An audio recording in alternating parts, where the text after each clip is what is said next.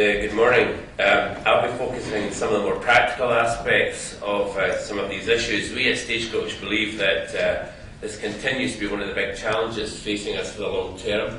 I personally believe that we have a false sense of security that has developed out of the recession to some extent.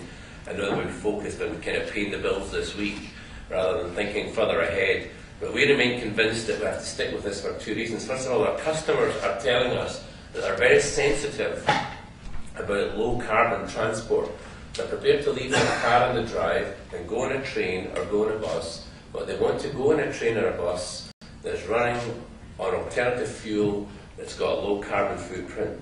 The second reason why we believe we should stick with this is that we have to ensure sustainability of supply for fuel in the long term. I started in the buses as a bus conductor in the early 1970s. I was only there for a few months. There was an oil crisis.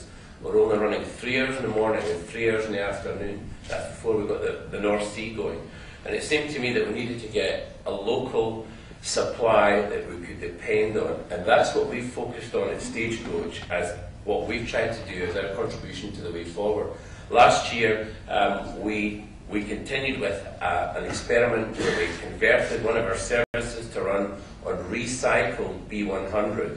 And this was in Ayrshire, and we got all of the people in Ayrshire involved in recycling and helping with this. And we were recycling chip fat, which we have adequate supplies of in Scotland, as I'm sure you know. We actually rolled that out on the Cambridge guided busway last year as well. Again, trying to get a low carbon footprint on a new service that we know will have many people parking the car and using that service as an alternative.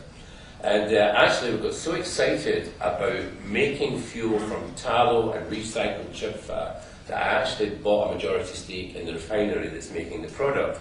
And it's actually quite an interesting company because they can make fuel from almost anything, including a dead giraffe from the safari park and a whale that was beached in Stornoway, which we said just put it on a wagon and send it down to Motherwell and we'll make it into fuel, which is fine. It had a large build-up of flatulence and kind of released all of that at a pedestrian crossing in Motherwell. Apart from that, everything's really going quite well up to it. This year, what we continue to do, we have 17 buses that we're going to introduce in Lincoln, which will be running on biomethane mixed with diesel. The biomethane is coming from a waste site, again, an alternative source which is very effective. And we also got 56 hybrid buses going into provincial cities, which is going to be the biggest number of hybrids that any of the companies have bought, particularly for these commercial networks outside of London. For the future, what are the kind of things we're looking at? We're looking at solar panels on the side of our buses so that we can reduce the fuel that's needed for the air conditioning in some of our coaches.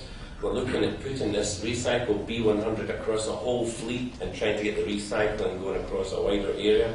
We're also have a vision that the whole of the UK bus fleet could be running on recycled B20 fuel, which we think would reduce the carbon footprint of our public transport in Britain very, very considerably. And we also are looking at a project. All this stuff that goes down the drains kind of builds up in the pipes and then it turns to a thick paste, it's like a concrete. And our friends in the utility companies spend millions trying to get all this gunge out of all the sewers under London.